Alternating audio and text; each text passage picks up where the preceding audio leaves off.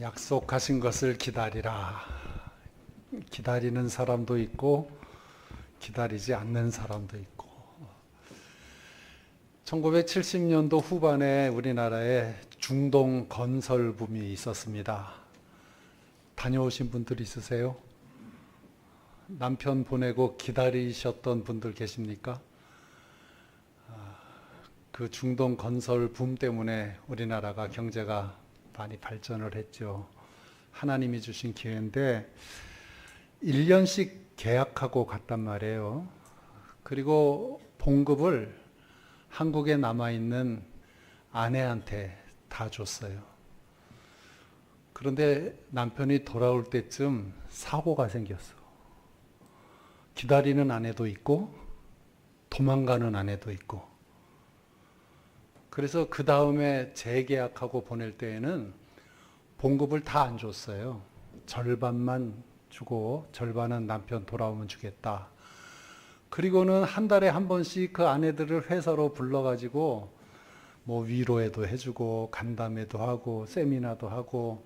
왜 그랬을까? 바람 피지 말라고. 많은 여자들이 남편 열사의 나라에서 번 돈 가지고 다른 남자하고 놀아나고 그러다가 남편 돌아오는 것을 기다리지 못했습니다. 우리 신앙생활도 그래요.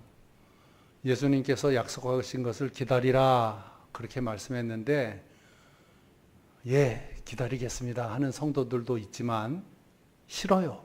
그런 사람이 있어요. 그 약속하신 거 받으면 인생 망치잖아요. 인생 재미없잖아요. 그런 영적인 불만족과 불안이 있다니까요. 여러분 성령 충만하기를 원합니다. 정말 아멘이세요? 그게 얼마나 무서운 얘기인 줄 알고 얼마나 무거운 얘기인 줄 알고. 여러분 아이들 꾸중할 때에 엄마들이 그 뜻을 알지도 못하고 너 혼나볼래? 이렇게 얘기를 해요. 혼나볼래가 이게 무슨 뜻이에요? 알고나 하는 얘기예요? 혼이 나가볼래? 그런 뜻이란 말이에요. 사람이 혼이 싹 빠진 그 사람 보신 적 있으세요? 상당히 이상합니다. 그 영혼이 흔들린 사람, 혼이 빠져나간 사람, 정상적이지 않죠. 교회에 대한 이야기가 많아요. 우파교회, 좌파교회 뭐 그러면서 지금 도대체 어느 교회가 진짜 교회냐, 우리 한국교회 성도들이 혼란하게 되어 있는데 그거보다도 더 우선적인 얘기가 있어요. 성령이 함께 하시는 교회냐, 성령이 떠난 교회냐. 아천동 교회는 성령이 계시는 줄로 믿습니다. 성령이 떠난 교회 많이 봤어요. 노회장 하면서 총회 일하면서 이 심장이 터져나갈 것처럼 어마어마한 많은 숫자의 교회들이 다 문을 닫고 변질되어지고 맥이 빠지고 지금도 저게 교회인가 할 정도로 이단보다도 못해. 얼마나 많습니까? 성령이 떠나간 교회 얼마나 비참합니까?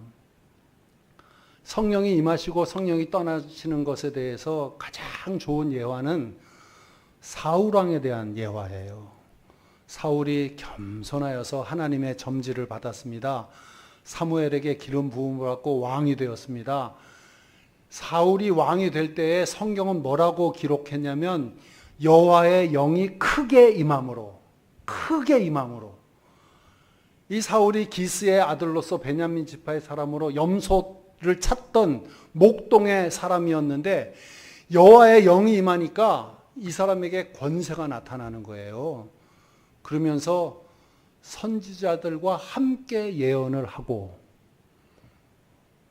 레위 족속도 아닌데 제사장 반열도 아닌데 선지자로 기름 부음 받은 것도 아닌데 이 사람이 여호와의 영을 받으니까 맡길 예자, 하나님께서 맡겨놓으신 하나님의 말씀을 주고받을 수 있는, 미래를 예언한다는 뜻이 아니고요, 하나님의 말씀을 그 입술에서 말할 수 있는 그런 사람으로 나타났어요.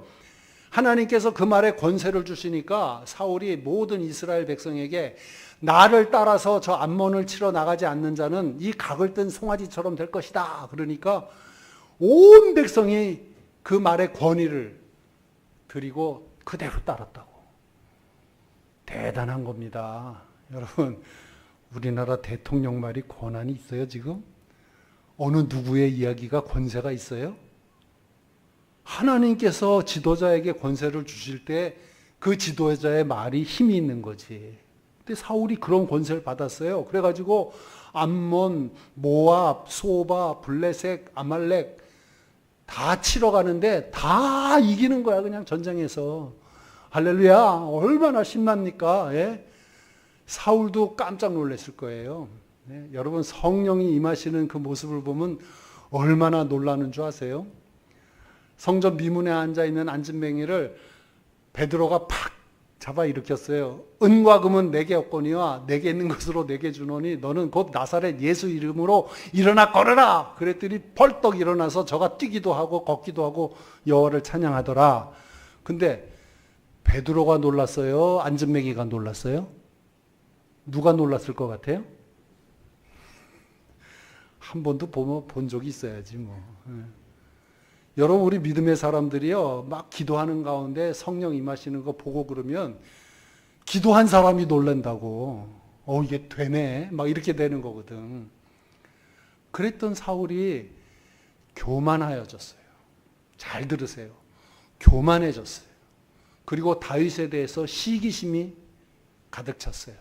이 두 가지 때문에 여호와의 영이 사울을 떠나기 시작했다. 몇 번의 기회를 주셨죠. 회개할 기회를 주셨지만 사울은 점점 완악한 진흙덩어리처럼 햇빛을 받으면 더욱더 단단해지는 진흙더미처럼 딱딱해졌어요. 그러더니 결국 여호와의 영이 사울에게서 떠나고 여호와께서 부리시는 악령이 임하니 저가 번뇌한지라. 성령이 충만한 사람은 말의 권세를 가지고 민족을 구원하는 씩씩한 삶으로 살아가는데 악령이 부리는 사람은 번뇌에 젖어서 그냥 다윗 불러서 하프 좀 타게 해라. 찬송가 좀 부르게 해라. 그러면서 정신병에 걸려 있는 거예요.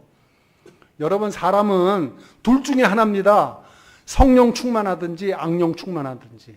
어느 쪽이에요, 여러분? 목사님, 난 중간 할래요. 없어, 그거. 성령 충만하지 않으면 악령 충만이에요.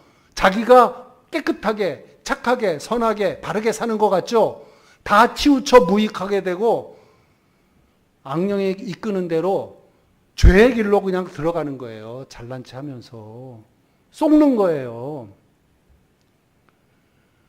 개인도 성령이 떠나고 악령이 주장하면 그 사람 정신 자체가 이상해지고 이 마음속에 시기, 원한, 불평, 원망, 그것이 가득 차 있으니까 언제나 가시돋친 사람으로 살아요.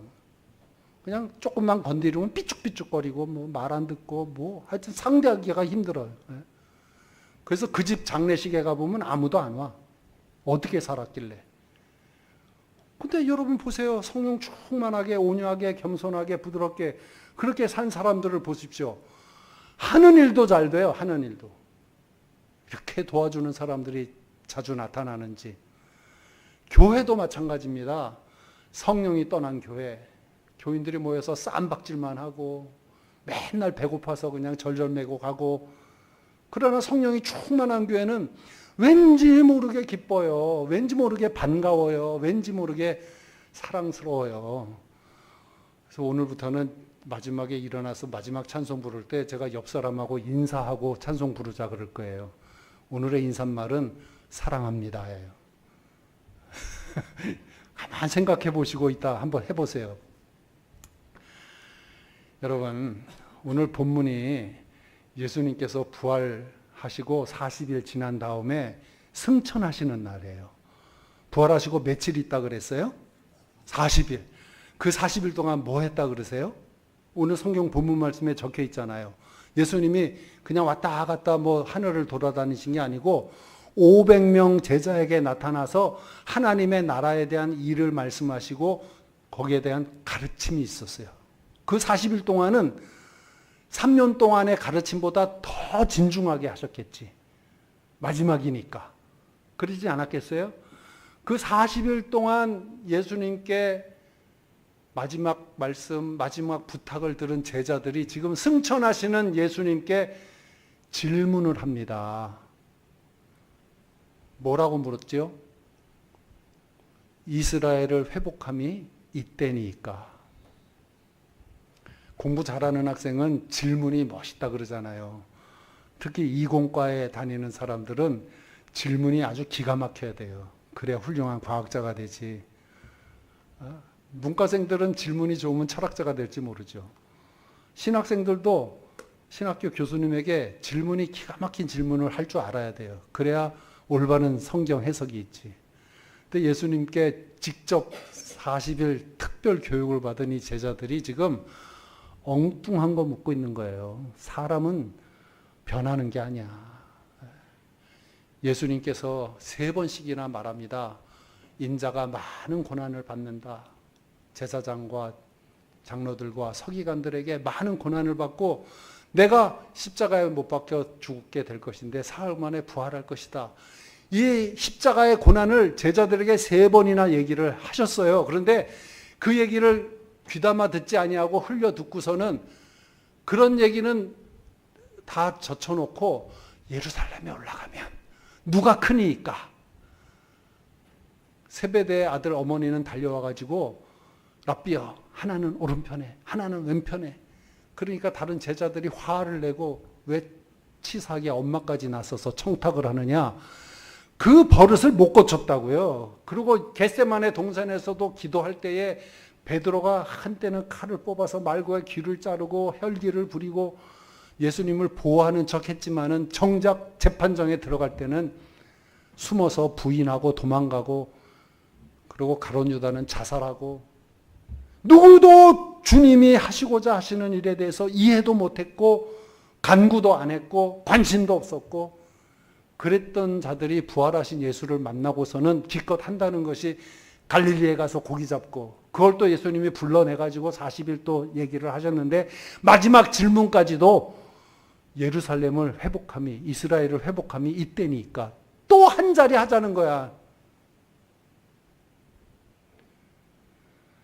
제가 교회를 67년 다녔어요. 저는 응애하고 태어나니까 교회더라고. 한 번도 교회 밖을 나가본 적이 없어요. 그냥 교회 안에서 자란 사람이죠.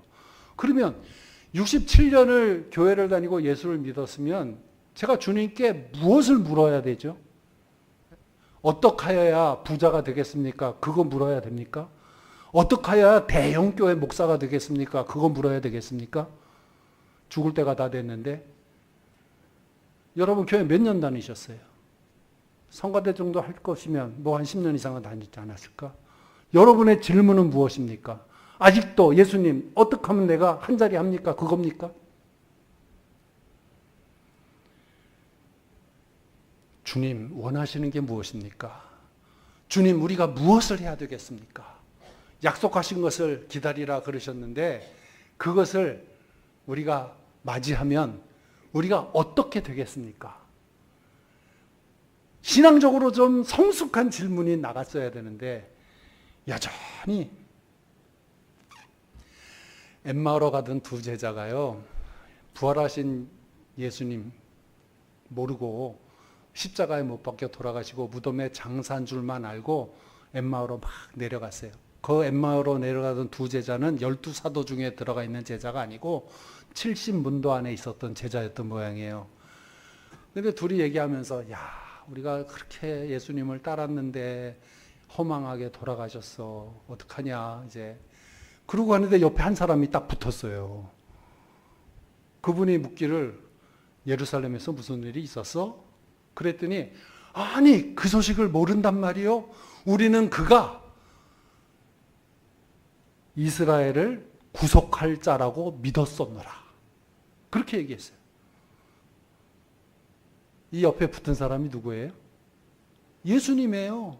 예수님인지 알아보지 못하고 우리는 그가 우리 이스라엘을 해방시켜 줄 사람으로 믿었다. 주님께서 아무 말도 안 하고 식사할 때에 축사하시고 떡을 나누어 줄 때 눈이 탁 띄었어요. 이거 언제 떡을 나누어 먹었던 기억이 있는데 하다가 보니까 주님은 없어졌지. 그리고 이 사람들이 놀래서 다시 예루살렘으로 올라가서 내가 부활하신 예수를 만났다 하면서 예수님의 부활의 소식을 전했던 제자들인데, 이 사람들도 승천하실 때에는 또 이스라엘을 회복할 때가 있답니까? 자기의 신앙관을 버리지 못하고 자기의 신념을 버리지 못하고 여전히 세상 것을 구하는 사람이 되었다는 거예요. 여러분 교회 왜 나오십니까? 오늘 그것 좀 여쭙고 싶어요. 내 소원을 해결하려고 나오십니까? 물론 급하고 중요하지. 우리가 하나님 믿으면서 내 삶의 형편을 해결받는 것 중요하죠. 근데 그것이 궁극적인 목적입니까? 우리가 부활하신 예수님을 만나고 그분을 구주로 영접했다면 이제는 적어도 주님, 내가 무엇을 하리이까? 어떻게 살아야 되겠습니까? 무엇을 위해서 힘을 써야 되겠습니까? 성령을 허락해 주시옵소서. 성령 충만하게 해주세요. 그러면 제가 그 일을 하겠습니다. 이렇게 발전할 수 있어야죠. 교회에 와서요, 자기 세계를 구축하려고 하는 사람들이 있어요. 오늘 제가 일부 예배 시간에 좀 도전을 좀 해봤어. 예배 안 보고 교사하는 사람들 있나? 아천동 교회는 그런 사람 없을 줄 알아요. 내가 그랬는데 교회마다 그런 사람들이 있어요. 예배 안 봐. 그리고 교사는 해요. 그런 사람들 중에 교육 전도사도 있어. 큰 교회는요, 부목사들이 예배 사회를 맡지 않으면 대배를 안 봐.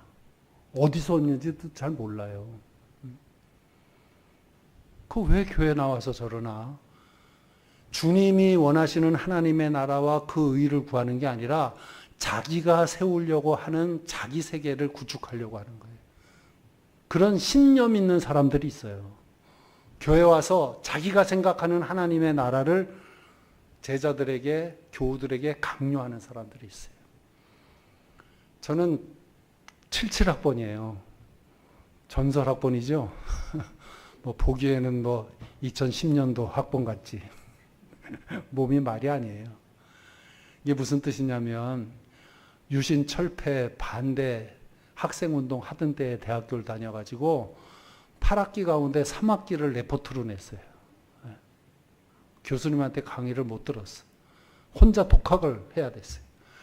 왜 도대체 중간고사 되고 학기말 시험이 되면 데모를 하는지 몰라. 그럼 데모 선동하는 놈들한테 제가 야 시험 좀 보자. 그렇게 얘기하면 시험 때 데모를 해야 애들이 많이 모인대. 이 나쁜 놈의 새끼들 아주. 하여튼 그래도 유신은 철폐돼야 된다고 그때는 신념을 갖고 있었으니까 막 열심히 학생운동도 하고 그러다가 박정희 대통령이 79년도에 탁 돌아가셨단 말이에요. 그래서 내가 그때는 장신대를 폐교시키더니 벌을 받았구나. 뭐 그렇게 생각한 때도 있었는데 그 뒤에 신군부가 들어오고 그럴 때 막 울었어요. 하나님 너무 억울합니다. 이렇게 열심히 그냥 독재 투쟁하고 그랬는데 또 새로운 독재가 나타난다고요? 우리 목숨 걸고 싸우겠습니다. 막 그래갖고 기억나시죠? 서울역 앞에 막 100만 학도 모여서 데모할 때. 그때 막 나가서 데모하고 그랬는데 제가 조금 운동권에서 굉장히 중요한 사람이었어요. 이 서총련이. 간부였다고요, 제가. 들어갔는데, 얘네들이 민주화를 원하는 게 아니야. 지금 제가 고발합니다. 걔네들이 원하는 거는 정권을 탈취하자는 거지 민주화를 원하는 게 아니에요. 그래서 제가 끊었어요. 나는 우리 민족을 살리기 위해서 신학대학생이지만 운동권에 들어왔는데 나는 그런 폭력 예수님의 가르침이 아니라고 본다. 나는 복음으로 이 나라를 건지는 데 헌신하겠다. 그러고 나왔어요. 근데 걔네들이 거의 다 이제 제 후배들인데, 다 지금 한 자리들 하고 있어. 더 가슴 아픈 거는 그놈들이 다 교회에 들어왔다고요. 교회로 숨었어요. 교회 와서 예수님의 교훈을 가르치는 게 아니라, 예수님을 배우는 게 아니라 교회 안에서 암약을 하는 거예요. 의식화 작업하고 운동권 만들고, 그러다가 김영삼 문민정부 들어왔을 때 싹 썰물 나가듯이 다 나갔지. 교회를 실컷 이용해 먹다가. 근데 아직도 잔재가 좀 남긴 남았어. 여러분, 교회는 만민이 기도하는 집입니다. 하나님께 예배 드리는 곳입니다. 이 두 가지가 무너지면 안 돼요. 이거 외에 뭐 다른 것을 한다. 조금 더 깊이 있게 말씀드린다면 예수님을 배우는 데예요. 예수님은 나는 온유하고 겸손하니 내게 배우라. 예수님의 온유와 겸손을 배우는 데입니다. 무엇보다도 예수님의 믿음을 배워야 됩니다. 예수님의 믿음이 얼마나 위대했어요. 예수님은 풍랑도 잔잔케 하셨어요. 소경도 눈을 뜨게 하셨어요. 와, 우리도 예수님 같은 믿음만 가지고 있다면 엄청난 일을 할 텐데, 아무튼 자그마한 것이라도 예수님의 믿음을 배워야 되는 거죠. 신앙생활의 허구성, 그것이 무엇이냐면 자기가 믿는 것을 믿는 거예요. 자기가 생각하는 하나님의 나라, 자기가 생각하는 유토피아를 이루려고 하는 거예요. 그거는 성경에서 말하는 믿음이 아닙니다. 좋게 말하면 그 사람 신념이라 그러는 거지. 기독교하고는 아무런 상관이 없어요. 여러분, 우리가 진정한 크리스찬, 예수 믿는 사람들이라면 주님께서 내게 부탁하신 일에 관심을 가지십시다. 주님이 나에게 무엇을 원하셨는지 그것에 대해서 집중하십시다. 주님께서 누가복음에 보면 너희들이 능력을 입히울 때까지는 예루살렘을 떠나지 말라 그러시면서 오늘 사도행전에 성령을 받으면 예루살렘과 유대와 사마리아와 땅끝까지 이르러 내 증인이 되리라. 우리 주님이 하신 말씀이 뭐예요? 너희는 모든 족속에 가서 아버지와 아들과 성령의 이름으로 세례를 주고 내가 너희를 가르쳐 분부한 것을 지키게 하라. 우리 주님께서 지상명으로 주신 그 명령. 그러면 내가 세상 끝날까지 너희와 항상 함께 있으리라. 이 말씀에 우리가 집중을 해야 되는 거예요. 그런데 모든 예수 믿는 사람들이 이 말씀을 다 받는 건 아니더라고.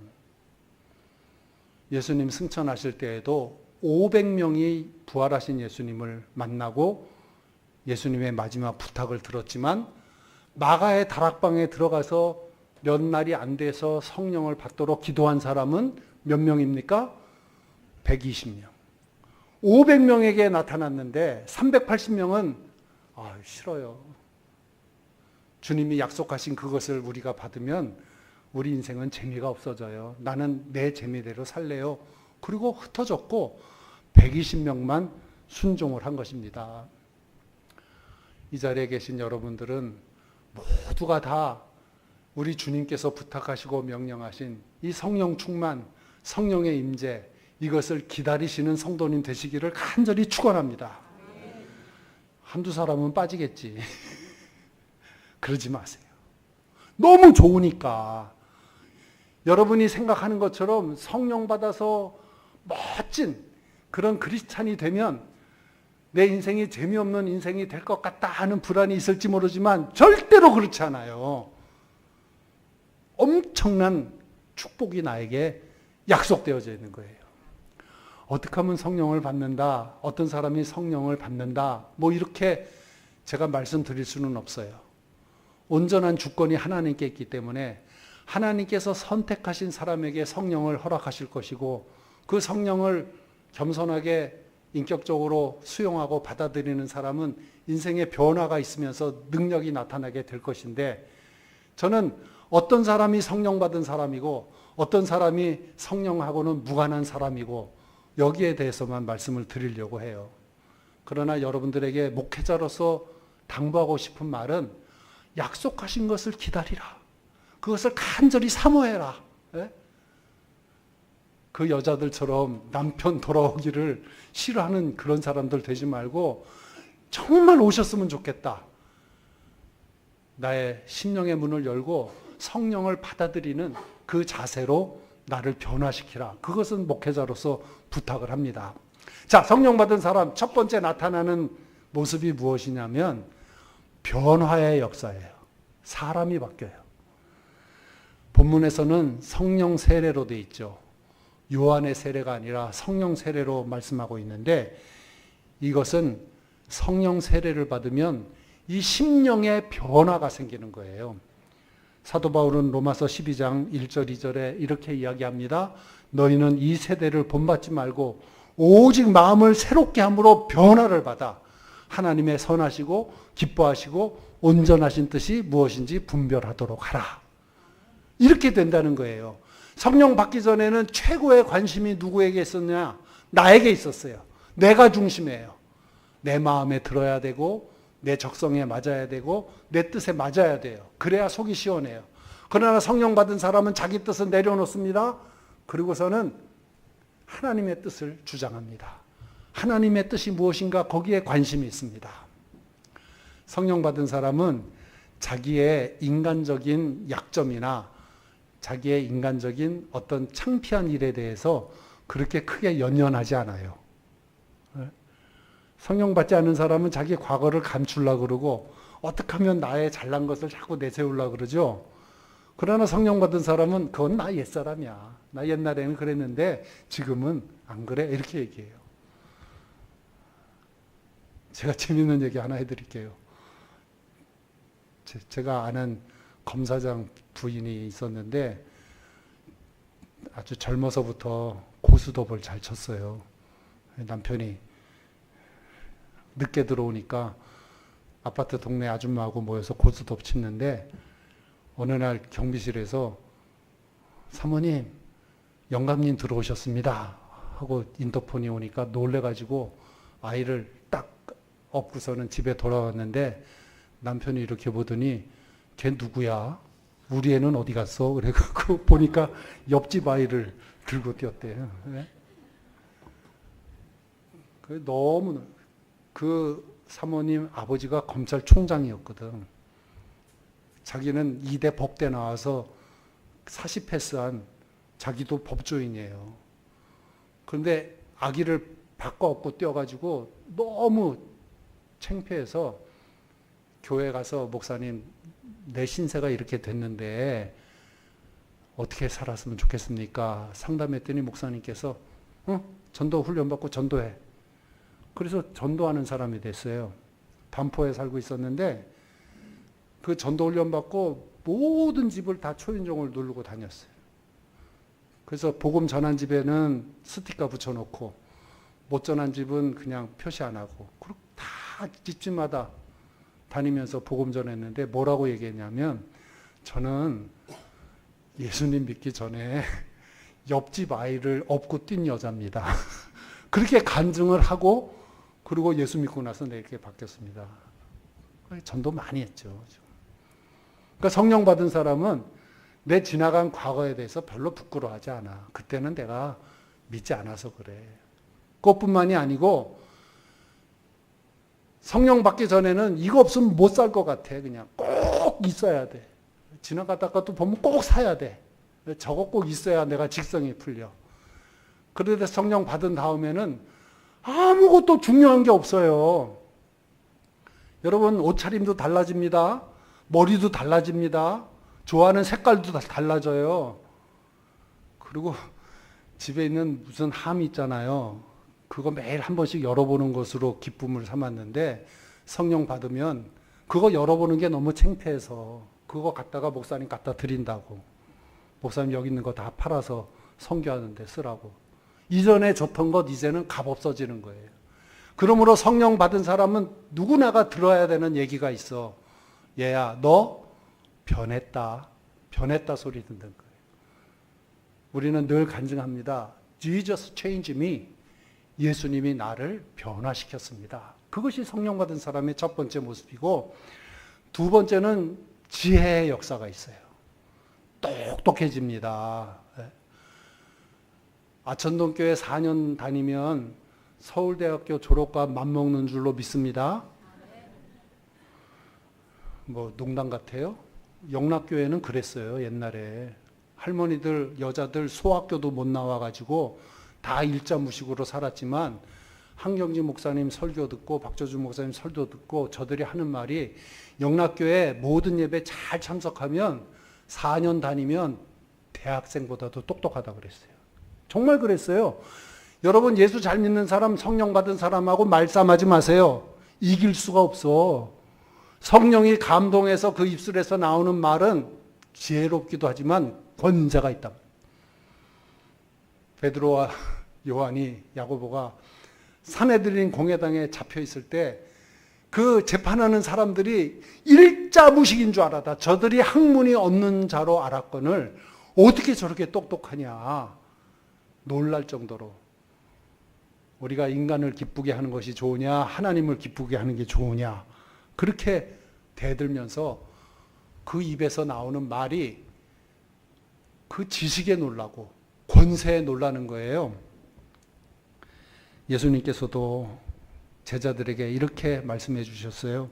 너희는 변명할 것을 미리 영구치 않기로 결심하라. 내가 너희의 모든 대적이 능히 대항하거나 변박할 수 없는 구제와 지혜를 너희에게 주리라. 성령 받은 사람은 말 잘한다 그래요. 제가 고등부 다닐 때에도 그런 말이 있었어요. 교회 다니는 애들은 말 잘하고 탁구 잘 친다. 그 옛날에 그랬어요. 말을 잘할 수밖에 없어요. 하나님이 지혜를 주시니까. 제가 지난주에는 국민학교 동창 만났었어요. 매운국민학교 6학년 난초반.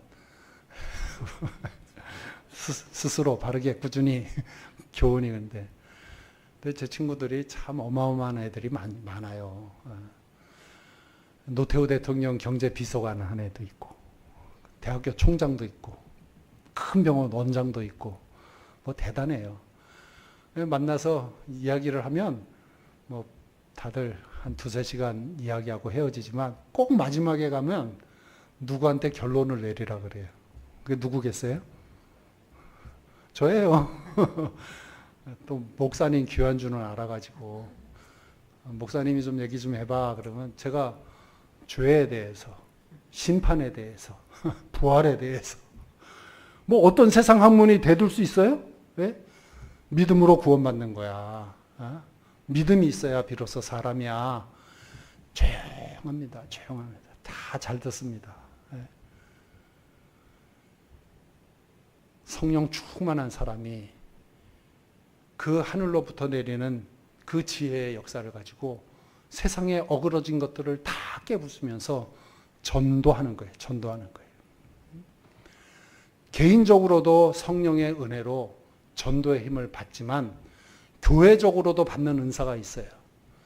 성경에 보면 개인적으로 받는 은사들이 있어요. 뭐 예언하는 거, 신유, 방언 이런 것들은 개인적으로 받지만 교회가 받는 은사가 있어요. 예언의 은사, 섬기는 은사 이런 건 교회가 받아요. 그래서 성령 충만한 교회는 하나님의 말씀이 살아있어요. 그래서 모든 성도들이 그 말씀을 들으면서 꽃처럼 피어나요. 그 영혼이 막 생기가 돌고 돌아요. 기쁨이 있어요. 찬송이 있어요. 그러나 하나님의 말씀이 그 여호와의 이상이 희귀하여 보이지 않게 된 그 교회들은 아주 드라이해. 핍절해. 딱 말라 있어요. 그러니까 교인들이 서로 부딪히면 부서지는 거야. 깨지는 거예요. 너무너무 안타깝지. 설교하는 사람은요, 그 교회 가서 설교해 보면 그 교회의 영적인 수준을 조금 알아요. 그래서 설교가 되는 거예요. 옛날에 그런 일들이 있지 않았어요? 부흥사들이 설교하다가 성경책 딱 들고 그냥 가버리는 부흥사들. 그러면 교인들이 막 미친놈이라 그러고 막 괴팍하다 그러고 싸납다 그러고. 그러나 그 도중에 가버린 부흥사님이 뭐 느끼는 게 있어서 그렇지. 성령이 충만한 교회 되시기를 바랍니다. 성령이 떠나가지 않기를 기도하셔야 돼요. 교회에 항상 성령이 임재하시고 우리가 성령 충만하기를 늘 사모하셔야 돼요. 그래야 교회도 살지만 여러분도 사는 거예요. 그리고 세 번째로 성령의 역사는 권능의 역사가 있어요. 권능. 그래서 누가복음에 보면 내 아버지의 약속하신 것을 너에게 보내리니 너희는 위로부터 능력을 입히울 때까지 그렇게 얘기했어요. 그러니까 성령을 받는다는 것은 다이나믹, 파워풀, 힘이 생긴다는 거예요. 힘없는 사람, 그 사람들처럼 참 보기 흉한 사람이 어디 있어요. 애는 쓰는데 힘이 없어. 그러나 조금만 까딱해도 뭔가 디나미스, 능력이 나타나고 힘이 있는 그 사람을 보면 모든 사람들이 함께 기뻐하고 즐거워하지요. 자, 제가 여러분들에게 묻습니다. 사랑한다는 것은 결심입니까? 위로부터 내려오는 능력입니까? 제가 이제 마지막에 서로 사랑합니다 하고 인사하자고 그럴 거라 그랬는데 그거 생각하면서 대답해 보세요. 사랑하는 것이 능력입니까? 내 결심입니까? 용서하는 것이 내 결심입니까? 능력입니까? 자기의 결심이라고 생각하는 사람들은 죽어도 사랑 못해요. 안 돼요. 그건 위로부터 받는 능력이 사랑이고 용서지. 하나님께서 나에게 성령의 능력을 주셔야 비로소 사랑하게 되는 거예요. 결혼 생활 해봐서 알잖아. 아직까지 뭐 실수할 수 있을까? 그렇게 미워 보이던 사람이 내가 성령 받으면 그렇게 예뻐 보일 수가 없다. 저 강남에 잘난 사람 중에 하여튼 교회는 다니긴 다니는데 성령 받지 못하고 다니는 부부가 있었어요. 부부싸움이 늘 잦았어요. 남편이 외국에 출장 갔다 와서 이혼해. 예? 그러고선 출장을 3개월 갔어요. 부인은 3개월 후에 이혼할 줄로 믿고 그리고서는 이왕 이렇게 된 거 교회나 나가보자 그러면서 더 교회를 열심히 나가는 가운데 와 은혜를 받았어. 성령을 받았어요. 3개월 지난 다음에 남편이 돌아온다고 연락이 왔어요. 귀국한다고. 아, 이혼한 남자 공항에 마중 나갔다니까? 완전히 이렇게 된 여자 아니에요? 공항에 나가니까 남편이 또 놀란 거예요. 이혼하자고 왔는데 부인이 공항에 나와서 마중 나왔다고. 아무 말도 안 하고 강남까지 차를 타고 오는데 불현듯 남편이 아내를 턱 보고 하는 얘기가 너 예뻐졌다. 예뻐질 수밖에. 은혜 받은 얼굴이니까 환하고 예뻐질 수밖에. 너 예뻐졌다. 그러니까 아내가 바로 받아가지고 이혼하는 거 다시 고려해 봅시다. 그래서 잘 살아요. 네? 여러분 동화 같은 얘기죠. 우리가 내가 결심을 해가지고 뭐 사랑이 느껴져서 결혼하고 그러는 것 같죠. 하나님께서 다 위로부터 능력을 주셔야 그 사랑도 유지가 되는 거예요. 용서도 마찬가지고. 이거 위로부터 능력이에요. 성령 받은 사람은 능력을 받아서 말도 하고 행동도 하고 그렇게 삶을 살기 때문에 고기나 잡던 어부가 하루에 3,000명 회개시키는 설교도 하고 그리고 예수님이 나를 따라오너라 내가 너를 사람 나는 어부가 되게 하겠다 하는 그 말씀이 나에게 능력의 말씀으로 들어오는 거예요. 능력의 말씀으로. 우리는 이런 성령의 권능을 힘입어야 되죠. 그렇게 되기 위해서 주님께서 기다려라. 이 기다려라 하는 말은 가만히 있으라는 얘기가 아니라 사모하라는 거예요. 사모하라. 예, 성령을 주세요. 성령이 저에게 임재해야 됩니다. 저 성령 받기를 저도 인격적으로 소원합니다. 그러라는 거예요. 아까 말씀드렸듯이 성령 받으면 내 인생이 좀 힘들어지는 거 아닌가 이런 영적인 불안이 있을 수 있는데 여러분 절대 그렇지 않습니다. 이제 월드컵이 한 달 남았다 그러는데 아는 축구 선수 중에 누구 있어요? 손흥민. 우리 아줌마들도 손흥민을 아는구나. 아가씨인가? 저희들은 뭐 이회택, 뭐 차범근 이렇게 알았는데 다 아시는 분들이죠? 박지성은 아세요? 이영표 뭐 이런 거 아세요? 다 유명한 축구 선수인데 우리들이 여자든 남자든 알고 있는 축구 선수는 공통점이 있어요. 돈 벌려고 축구했을까요? 축구를 하다 보니까 돈을 벌었을까요? 그거 알면 자식들도 잘 키우지. 유명해진 사람은 절대로 돈이 목표가 아니었어요. 그 하는 게 사명이라고 생각해서 열심히 하다 보니까 돈이 따라왔지. 예수 믿는 것도 비슷해요. 예수님 열심히 믿으면 돈도 따라옵니다. 뭐 다는 아니겠지만 제가 뭐 이단이 돼가지고 엉성하게 얘기할 수는 없고, 그러나 예수 열심히 믿으면 무엇을 먹을까 입을까 마실까 이건 걱정 안 해도 돼요. 그것뿐만 아니라 예수님 부족한 것이 하나도 없었어요. 그렇게 얘기할 수 있어요. 요거는 얘기할 수 있어요. 내가 예수님 열심히 믿다 보면 다 인생 끝난 다음에 주님께서 나를 인도하셨구나. 풍족하게 하셨구나. 모자람이 없게 하셨구나. 넘치게 하셨구나. 간증할 수 있어요. 예수님께서 약속하셨어요. 마가복음 10장 29절부터 30절에 나와 복음을 위해서 집이나 형제나 자매나 어머니나 아버지나 자식이나 전토를 벌인 자는 몇 배나 받고? 요 말씀 몰랐어요? 나와 복음을 위해서 수고한 사람, 희생한 사람은 몇 배나 받고? 100배나 받고. 할렐루야.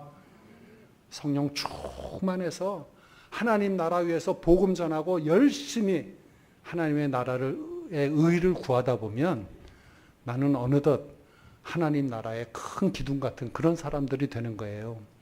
한 말씀만 더 하고 말씀 마치겠습니다. 그렇게 살아온 사람들의 집안을 보세요. 그렇게 사는 사람들의 자녀손들을 보세요. 하나님께서 그대로 증명을 해주세요. 그 자녀들을 영화의 면류관으로 쓰임 받을 수 있도록 다 형통케 하시고 하나님께서 남김없이 갚아주시는 그 역사를 우리는 쉽게 볼 수가 있습니다. 우리 주님의 약속하신 것을 간절히 사모하시는 주님의 백성 되시기를 축원합니다. 기도하십시다. 하나님 아버지 감사합니다. 저희들이 우리 주님을 만나고 구주로 영접하고 믿음 생활하는 가운데 저희들은 씩씩한 하나님 나라의 일꾼 되기를 사모하게 되었습니다. 어떻게 하면 하나님 나라의 기둥이 되겠습니까? 어떻게 하면 주님 기뻐하시는 보람된 인생을 살겠습니까?